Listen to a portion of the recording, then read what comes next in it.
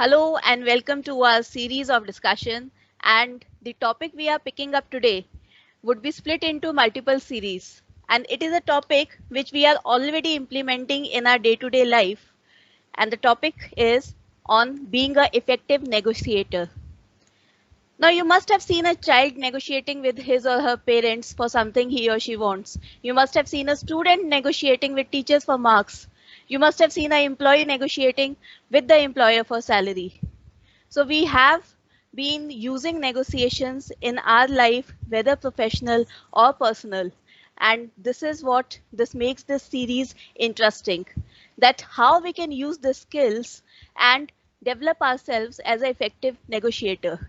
So to begin with our series, we have with us Dr. Brigadier Sunil Kumar Modgil, the CEO and founder of Modgil Learning and Development Solutions. And we have joining with us Mr. Anurag Jain, founder of Agile Vibes. And I am your host, Juhi Gupta, partner experiential learnings from Agile Vibes. So today we begin our session first with understanding what exactly is negotiation skills. So Sunil sir, I would like you to throw on some light that what exactly is negotiation skills. Oh, great. Oh, thank you, Juhi ma'am. Yeah, your introduction is always great, I tell you. Yeah, you should have been somewhere in Bollywood introducing the celebrities. You always put us on a higher plateau. Thank you very much. Yeah, as usual, before I start, I'm very fond of spelling out a few statements. Negotiation. One statement about negotiation is, like it or not, we all are negotiators. The way you said, child and student and giving an examples. And in business and in business and in life, you do not get what you deserve. You only get what you negotiate. So friends, so that is how negotiation is so important in life. There was a time, my friends, maybe 2-3 decades back, it was not too much in negotiations. Reason being, in the business world, most of the business was captured by the houses, family businesses. So in family business, when you go and ask for a job, you had hardly any say in that. It used to be one-sided. They like to keep it, they'll keep it, they like to give you some salary fine, and you are never at a platter to talk to them one-to-one. But lately, in last 1 or 2 decades, it has taken a front position. Reason being, we are now connected all over the world through internet. The organizations have gone flatter, and the more professional people have got into the organizations. Now you cannot have the same thing. Why? Because people are working in different places for the same objective, same goal of the organization. So if they're working differently and they're not very happy when they join the organization, you will never be able to achieve the results. So it's very important. Now people have started understanding that it is a two-way traffic. It is both the organization and the person they are hiring, both have got the same stake. If the stake are less in one case, likely the person is not going to stay. So they try and balance it out the stakes, and balancing out the stake is what is the negotiation is all about. It is basically seeking mutual agreement through dialogue. You go for a job, they'll have a discussion, they like you, so there'll be mutual discussion.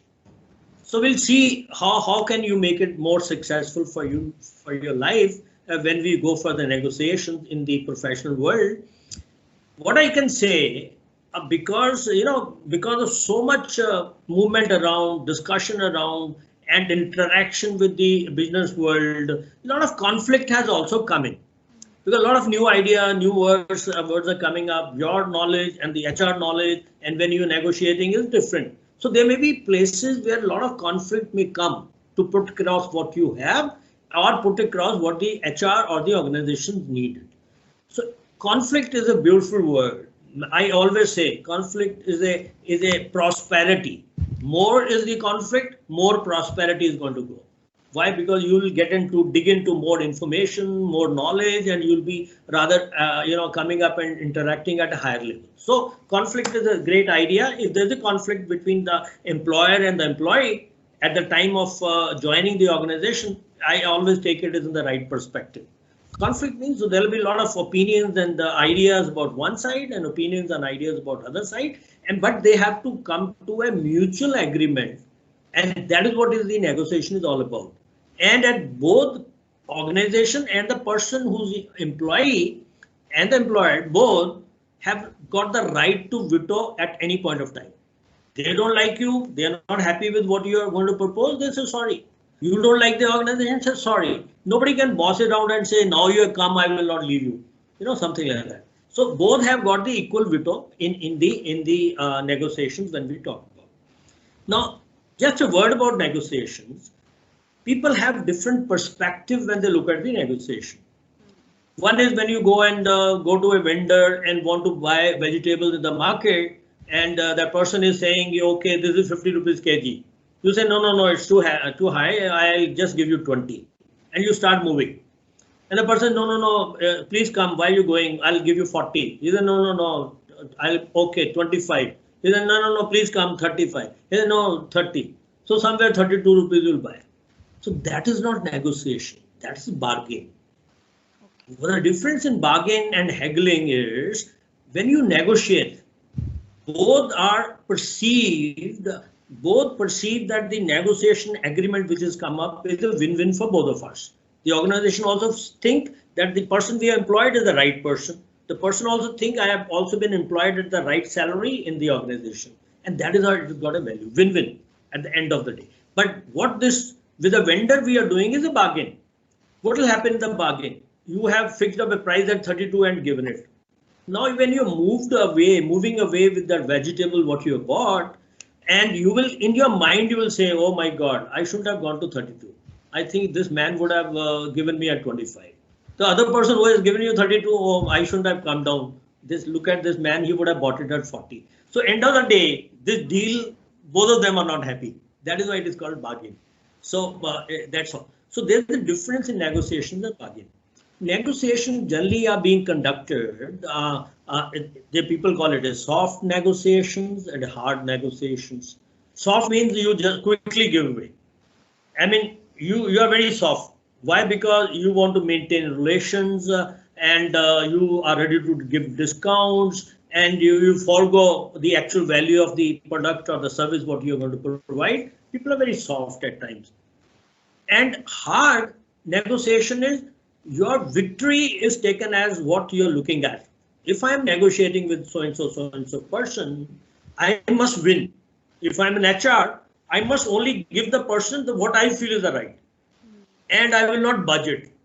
Then it gets into the hard because you are not interested for anything else. Since, you know, what happens in hard negotiations, you take the positions. Okay, your value is 25 lakh rupees per year because of the experiences and the qualification.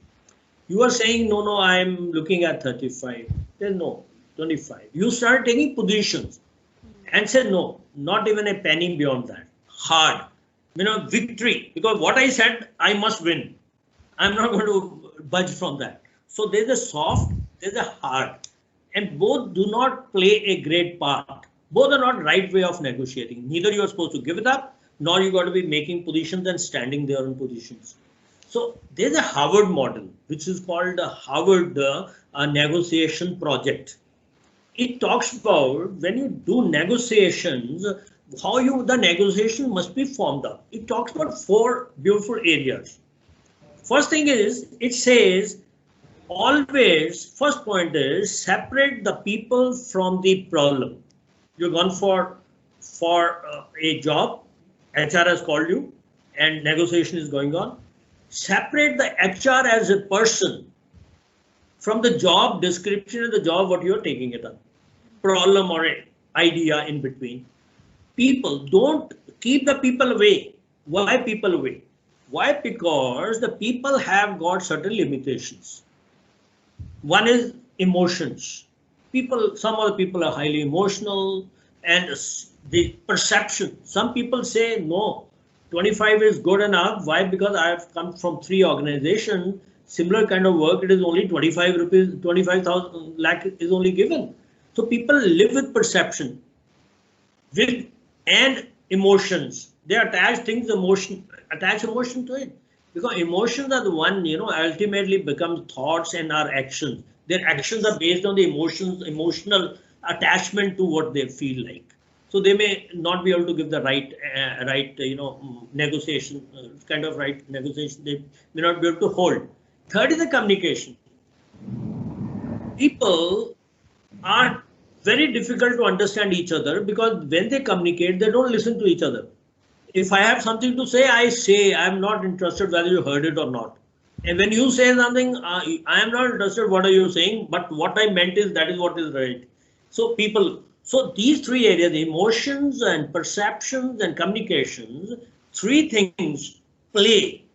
So that's why the Harvard model says, the first point the Harvard model says, separate the people from the problem. What you are discussing, usse unko alag kar dijiye. Second point, very important point, talks about focus on the interest, not the positions.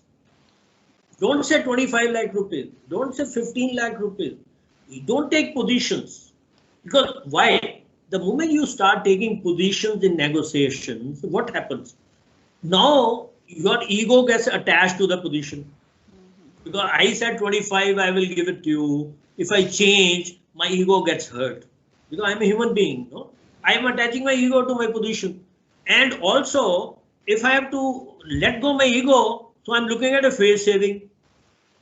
Then I have to find out a face saver. Okay, let me speak to my boss, let me speak to the owner, and let's see if we can change. Then I have to find out a face saver. I am not able to be decision maker while negotiation is going on. So when you attach, your position, it is not the right way of negotiating. Interest. Look at the interest. Don't take positions. Let me give you a beautiful example. I don't want to get into politics and religious or geographical aspects. Internationally, I can give you 100 examples. But let me give you one example. Don't read me wrong. In the Second World War, only once the atom bomb has been used in the Second World War by US on Japan. Hiroshima and Nagasaki, two cities were there, and they were fully destroyed. Millions of people died, and some of the people even today are affected. But do you think Japan is still maintaining a position that US is my enemy?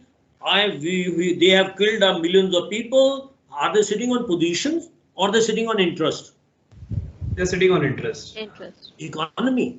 Look at after that how Japan has gone where it has gone now. Yes. And America is a great friend of Japan. So people, when they negotiate at any level, international, right up to the place when they're sitting across the table for professional negotiation, the model says the second concept is focus on interest, not on position. Interest kya hai? Your core strategy kya hai? Why you're looking at? I'm looking to buy a flat in one of the tower in the society. What is my core strategy? Am I looking for safety? I'm looking for good neighbors. Am I looking for what is my core value when I'm going to negotiate for that? Or I'm looking for some cheap stuff? Depending on that becomes your base for interaction, and that is what you're looking for when the negotiation is going on. So look at you. It means you focus on your interest, not on your position. Is the second component. Very important component. Third is, since it will not be very easy to find out viable media to come onto the same level of finding out interest. The third component says invent options for mutual gains. Let me give you another example. We go and sell a training program to one of the HR or in the organization of the company. Now I must invent, instead of I'll not take position. This is what will deliver and this much money will be asking for. No position. What is the interest? We do the training needs analysis, and based on that I must invent options, so that I must lay out the options.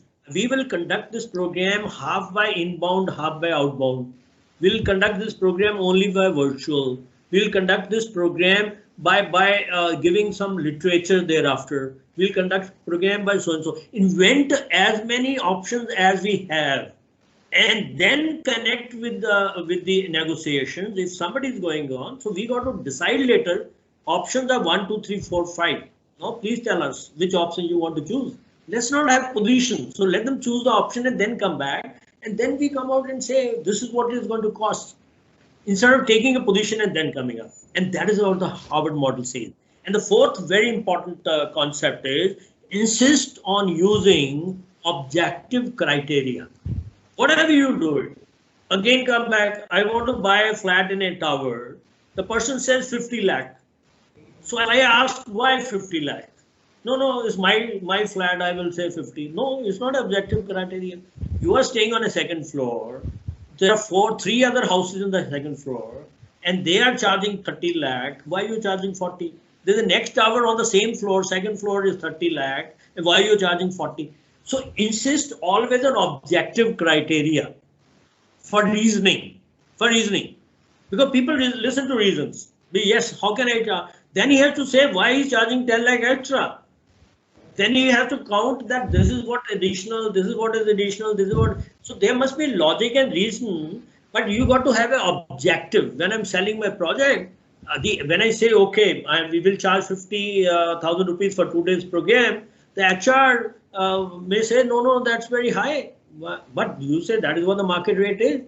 And this is what, then market, you say, so-and-so company I'm doing it, so-and-so company I'm doing it. I share the number of the HR, you talk to them, this is what we charge. So if you have an objective, then it is easy for you to get into a successful negotiation. That is what it's a very beautiful model. I'll come out with something different. Let's talk to each other, some add on, your take, Anurag-ji, on importance of communications, emotions, and perceptions when we are negotiating. Anything of your, yes. Yeah, thank you, sir. So I'll put it in a different words. So probably the same meaning. This is again based on my life in corporate. So there is one particular company that we were dealing with a lot as our client. It's a large group in India, and they are known for their negotiating skills. Their style has always been, when they sit down and negotiate, they listen. They keep listening, and they keep they don't take positions. So they are always focused on interest, but they don't yield easily also. So they listen, they protect their interest, and they keep on waiting till the other person wears out. So they are very clear in their mind what is their objective, where they want to head out, and they give a lot of time. They have a lot of patience, because at times we have seen their counterparts losing out because of hurry to close the negotiation. So the point you raised about listening, it fits in here very beautifully. Your ability to listen to the other party, understand their interest, and have sufficient time not to hurry up in the negotiation. So just want to add on that. Very. And second, sir, I've seen different styles being played out again during my corporate life. So sometimes I've seen people, they sometimes hold their cards to their chest. They will not open up, and they will wait for the other partner, the counterparty, to open up first. That is one style of negotiation. The other style I've seen is where people put their cards up front on the table and say, this is my position. These are so-called non-negotiables for me, where I cannot budge. And those are, they're very clear that these are the things where I cannot budge. But then they always have something else to offer to the counterpart, that these are the other things where I can make some adjustment, so that other party also feels that yes, they are also getting something out of the negotiation. Because as you rightly said, it has to be a win-win. The other party should also feel at the end of the negotiation that they have also won. So totally agree with you. Juhi, you want to add on? Yeah, great. Thank you. Yeah. Thank you so much. I'll pick from what Anurag just said on listening. So completely in agreement that yes, we should be in listening mode when in negotiation. Just to add on, listening should be unconditional, or what we say is active listening. And usually we have seen, and this is a human tendency, that we don't listen to actually understand, we listen to respond. So by the time someone is speaking something, the other person is actually in his mind building up the answer. So that's not healthy listening. Yeah. So you should be unconditionally listening. Again, yes, we should have set criteria in our mind that, okay, this is a win-win situation. This would be a winning situation for myself. So now let me just listen to the other person, what is their winning situation, and mutually we have to come to an agreement. And sir has beautifully portrayed a model. So whatever discussion I think we are having is actually putting our thoughts in a process, in a set stage. And this is what I think negotiations actually require. Because like I mentioned in the starting also, we are using negotiations in our day-to-day life. But we don't know what is the exact process, how should it be done. And this Harvard model, sir, this is a beautiful model. At times, yes, we might have been using it, but we don't actually know what are the nitty-gritties of these things. Yeah. So very simply put in, I don't actually have to now add on. What I am actually doing in my mind currently is I am just analyzing, okay, when I was in HR and I used to do this and that. So at that time, yes, I was focusing on objective. That time I was focusing on interest. And why do as HR we say that is your salary negotiable, and we don't say that it's not bargain. So that has cleared that today, after so many years, I've cleared my concept of bargain and negotiation. So tomorrow when I go to a vegetable vendor, I will not use the word negotiation. I'll use the word bargain there. So thank you so much, sir. So moving on with that, we have discussed about what is actually negotiation. We have discussed a beautiful model about Harvard Business model, and we have also explored a little bit about how communication and listening also affects negotiations. So since we are running out of time, what we'll do is we'll close our discussion on this note today, and in our next discussion we'll add on to how to become an effective negotiator, and we'll again come up, I'm sure Brigadier sir will be coming up with some more insights and some new value additions on negotiation. So stay tuned for that. And before we close, some closing comments from sir, and then closing comments from Anurag. Then we'll close. So first from sir. So, closing, little more food for thought I must give it. You are supposed to have certain traits for being a good negotiator. There are plenty of such traits. You must be able to plan and prepare well before you go up for negotiations. You must have problem analysis skills, must have decision-making skill, conflict management skill, emotional control, interpersonal skills, communication skill, ethics and reliability, collaboration and teamwork, because sometimes we are group we talk. Very beautiful aspect what Anuragji has brought it, that the time it is going on, people wear it out. I'll just give a small example for India and China face off. How many times the teams have settled down for 8 hours, 10 hours, 12 hours is going on. It's the same stuff, not able to find out a mutual solution, and they're sitting for 12 hours a day. That's what a good negotiator tries to wear you out. And they are waiting for national sentiments, and both countries are looking at national sentiments, anti-national sentiments. So they are trying to use other stuff to see that let the other person wear out before we come to a mutual agreement. So that is a very important aspect, that you must have a lot of strength. But end of the day, the model also says you must meet few criteria when you go in for negotiations.